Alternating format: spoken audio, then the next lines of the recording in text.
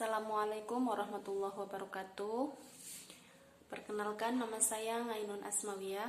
Saya dari program studi PJJ-PAI kelas B16 dengan NIM 2381130588. Mata kuliah yang saya ambil ini adalah literasi digital kitab kuning dengan dosen pengampu Bapak Ahmad Otong Bustami.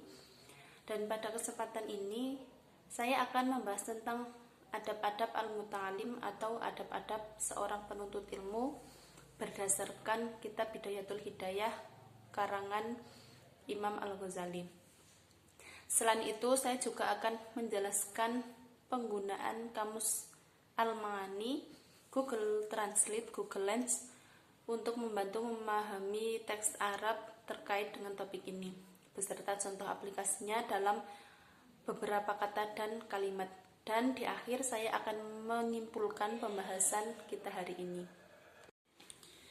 Kitab Bidayatul Hidayah adalah karya monumental Imam Al-Ghazali yang membahas tentang akhlak, tasawuf, dan ibadah.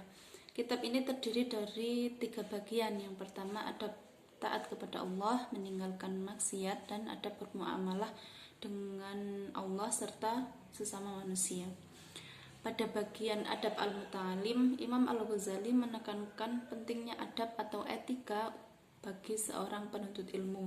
Dalam kitabnya terdapat 13 adab. Yang pertama, ayyabta'uhu bittahiyyati wassalam. Apabila ia menemui gurunya, maka hendaklah ia memberi salam kepada gurunya terlebih dahulu. Yang kedua, wa ayyuqalila baina yadayhi assalam. Jangan membanyakkan bercakap-cakap di hadapan gurunya. Yang ketiga, wala yatakallama ma lam yas'alhu ustaduhu. Jangan ia bercakap-cakap sebelum gurunya bertanya kepadanya. Dan yang keempat, wala yas'ala ma lam yasta'din awalan. Jangan ia bertanya kepada gurunya sebelum ia meminta izin. Dan yang kelima, wala yaqula fi mu'aradati qawlihi faqala fulanun bi khilafi ma qulta. Jangan ia menyangkal atau menunjukkan rasa tidak puas hati terhadap perkataan gurunya, seperti ia berkata, si fulan itu menyalahi akan yang engkau katakan itu. Dan yang keenam, fala yushiru alaihi bi khilafi ra'yihi fayara annahu a'lamu biswabi min ustadihi. Yang keenam, jangan ia mengisyaratkan kepada gurunya dengan menyalahi pendapatnya, maka ia menyangka bahwa ia lebih mengetahui daripada gurunya. Dan yang ketujuh, wala yas'ala jalisahu fi majlisihi. Jangan ia berbisik dengan orang yang duduk di tepinya atau di sebelahnya ketika gurunya memberikan pelajaran. Yang kedelapan, wala yaltafita ilal jawanibi bal yajlisu mutariqan sakinan muta'diban ka'annahu fi sholat. Jangan ia berpaling ke kiri dan ke kanan di hadapan gurunya, tetapi hendaklah ia menundukkan kepalanya dengan penuh tenang lagi beradab, seolah-olah dia sedang bersembahyang.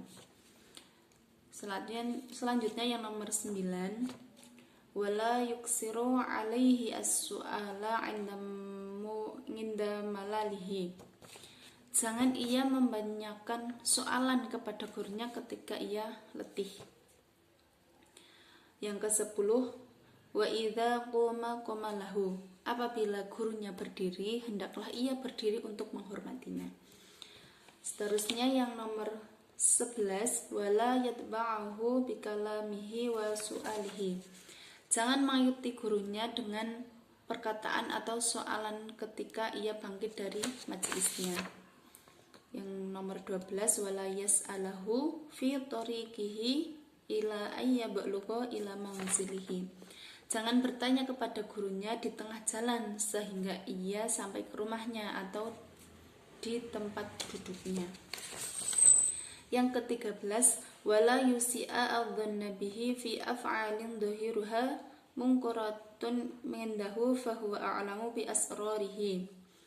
wal yadhkur 'inda dzalika qula Musa lil Khadiri alaihi assalam akhraqtaha litughriqa ahlaha laqad jita syai'an imra.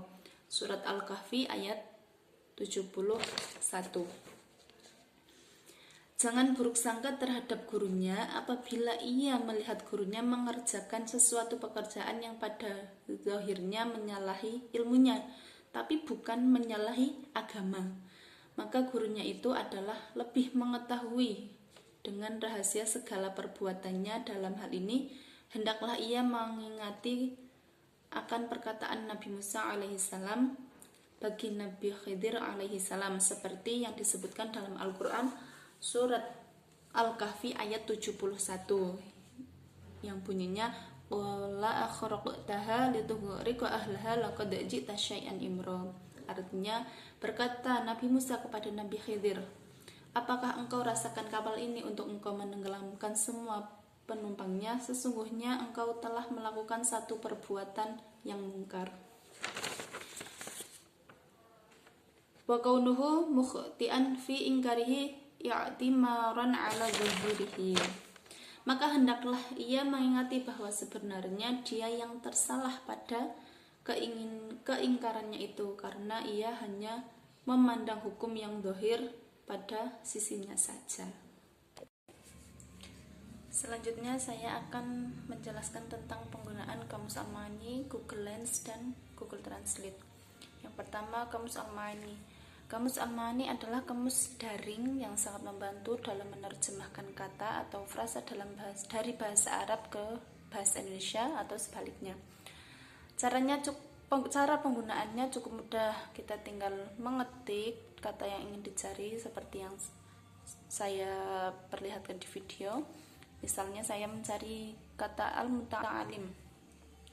Di situ dapat dicari yang artinya di situ ada yang terdidik, terpelajar, pelajar, dan penuntut ilmu.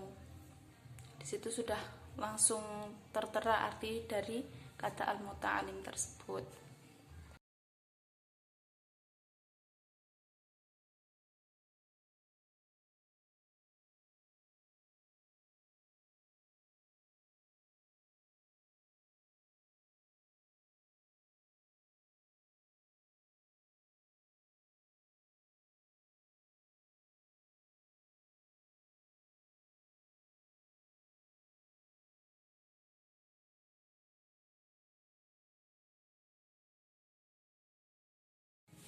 Selanjutnya saya akan menjelaskan tentang penggunaan Google Translate yang kita bisa cari di Chrome.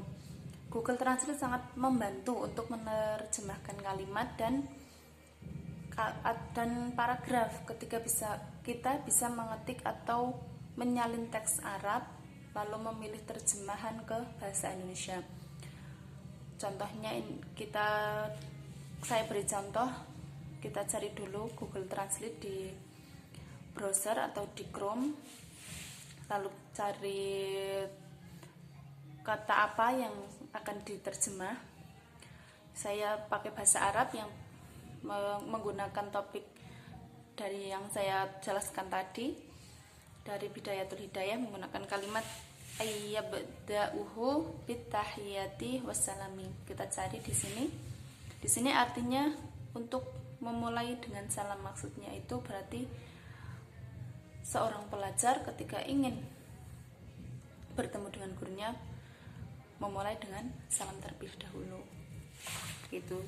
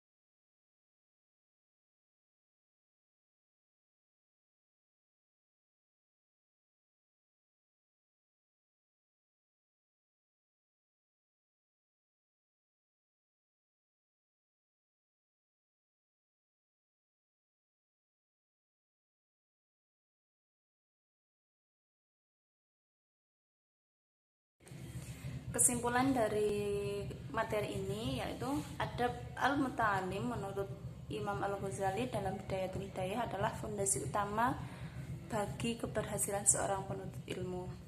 Dan di era digital, mahasiswa sangat terbantu dengan adanya kamus daring seperti Al-Ma'ani serta aplikasi Google Translate dan Google Lens yang memudahkan penerjemahan kata, kalimat, bahkan teks dari gambar.